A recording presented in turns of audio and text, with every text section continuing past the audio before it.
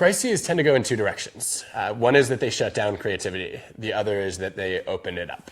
And I think a lot of that depends on how the crisis gets framed. So when crisis hits, people usually get nervous. And the thing they try to do is they try to calm down. And that actually doesn't work. If you give people the instruction to calm down when they're under serious stress or pressure, it has no effect on their emotional states whatsoever, and sometimes it makes them even more anxious because they try to calm down and they can't do it because they're feeling so much intense emotion. And then they get anxious about feeling anxious. So they're meta-anxious. And that tends to lead to a state that researchers call threat rigidity, where they narrow their thinking and their field of vision and they just focus on, like, how do I protect my job? How do I make sure that, that I survive this crisis? The way that you open things up in crisis is you start by having people think about not how they can calm down, but how they can get excited. And the great thing about excitement is, just like anxiety, it's a high intensity emotion. And just like anxiety, it also involves uncertainty. Right? You feel anxious when you're not sure what's going to happen. You also feel excited when you're not sure what's going to happen.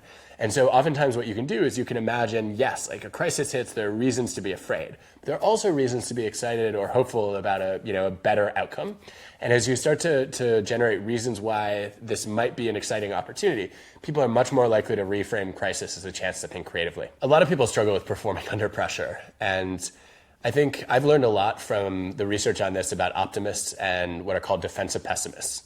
So think about the last time you took a big exam or test. About a week beforehand, optimists will envision the perfect outcome. And then they'll get really excited, and then that motivates them to study, and they do really well on the tests.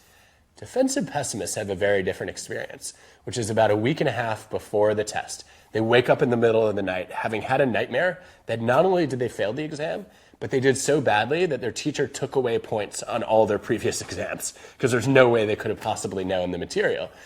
And that panic motivates them to study. And anxiety really sort of channels all this effort and preparation. And what's interesting is, by the time the exam comes up, they actually, defensive pessimists, they do just as well as optimists. And there's only one way to sabotage the performance of a defensive pessimist, which is to make them happy. Because when they're feeling positive emotions, they don't get the anxiety that they need, and they get complacent and they don't study as hard.